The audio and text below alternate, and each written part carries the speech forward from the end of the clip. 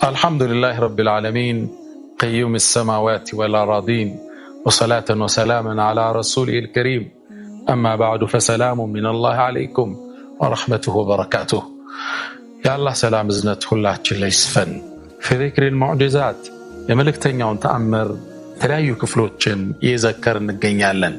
ካሁን በፊት እንዳልነው አላህ Subhanahu Wa Ta'ala ነቢያቶችን በተለያየ ተአምር ልኳቸዋል። لقد أرسلنا رسلنا بالبينات እኛ በርግጥ መልእክተኞቻችን بالبينات በማስረጃ በማረጋገጫ ልከናቸዋል።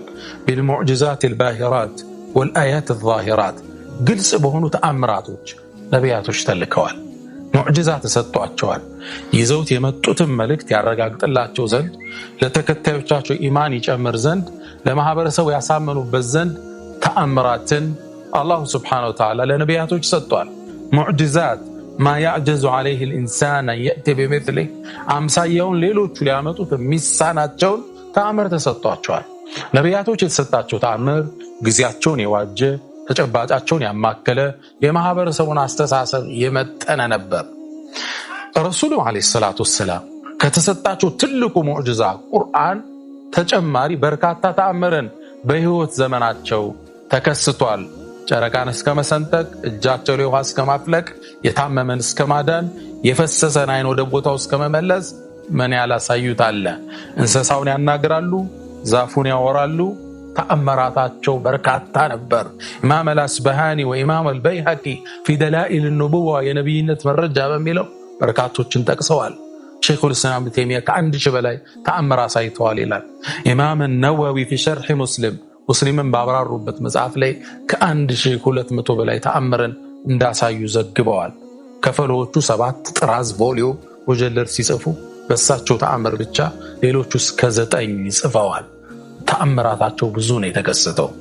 ዛሬ ተጨማሪ አውሳላችኋለሁ፣ አስተምሮም እናወጣለን። አንዴ ከአንሷር ጎሳ የሆኑ ቤተሰቦች እርሻዎቻቸውን ማሳዎቻቸውን የሚያጠጡበት አንድ ግመል አላቸው።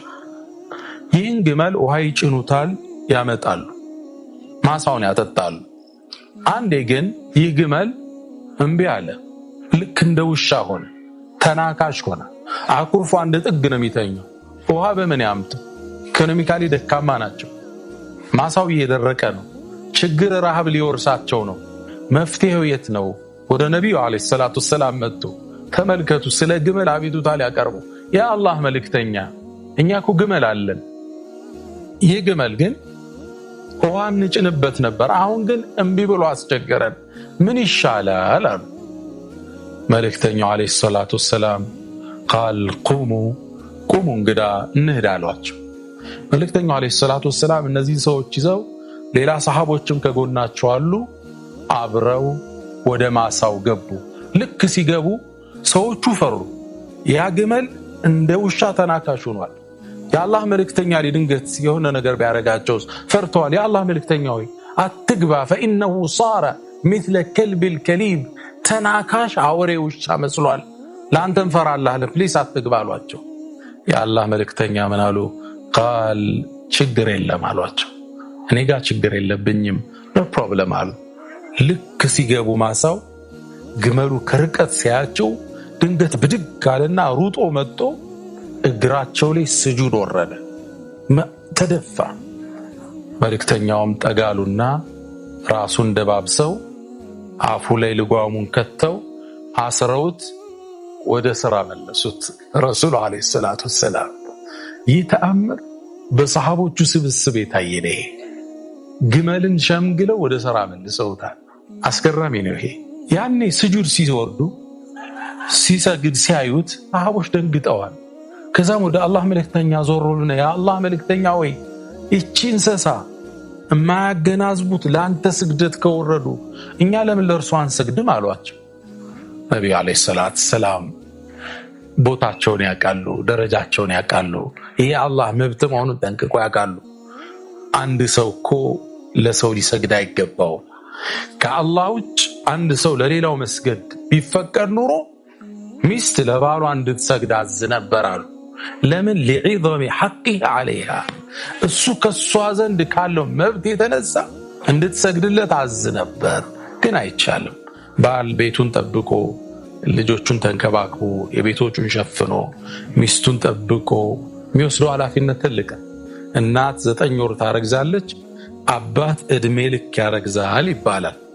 ምን ማለት ነው? ከተወለደ በኋላ ልጁን መመገብ እሱ ነው፣ ሲታመም ማሳከም እሱ ነው፣ ልጆቹ ቁም ነገር እንዲደርሱ መልፋት፣ ትምህርት ቤቱ ጣጣው፣ ሲድራቸው፣ ከትዳር በኋላ ችግር ሲፈጠር ገብቶ ልባት ሲሰጥ ትልቅ ሪስፖንሲቢሊቲ አለ። ሰው ለሰው እንዲሰግድ ቢፈቅድ ኖሮ ሴት ለባሏ እንድትሰግድ ፈቅድ አዝ ነበረ። ግን ሰው ለሰው አይሰግድም አሉ አለይሂ ሰላቱ ወሰላም። ከዚህ ተአምር ምን እንማራለን? አንደኛ ረሱል አለይሂ ሰላቱ ወሰላም እንስሳት እንኳን የሚያከብሯቸው መጠው እግራቸው ላይ ስግደት የሚሰግዱላቸው የተከበሩ የአላህ መልእክተኛ መሆናቸው። ይሄም ደግሞ ከእርሳቸው ነብይነት የአላህ መልእክተኝነት ማረጋገጫ አንዱ መሆኑን እንመለከታለን። ሁለተኛ መልእክተኛው አለይሂ ሰላቱ ወሰላም ለማህበረሰቡ ችግር እልባት ሰጪ ነበሩ። ያኔ ያ ሲፈጠር በቃ አግባቡት ሌላ ነገር ልትል ትችላለህ። ኖ ቆሙ፣ ስራቸውን ትተው ያሉበትን ተጨባጭ ትተው ቆመው መልእክተኛው አለይሂ ሰላቱ ወሰላም ተነስተው ሶሉሽን ለመፍጠር መልእክተኛው አለይሂ ሰላቱ ወሰላም ተንቀሳቀሱ። ግመልን ሸምግለው ልጓሙን አጥልቀው ወደ ስራ መለሱት። ያ ማሳ መጠጣት አለበት፣ ቤተሰቡ ከረሃብ ከችግር ከርዛት መዳን ስላለበት። ምናወጣው አስተምሮ በርካታ ነው።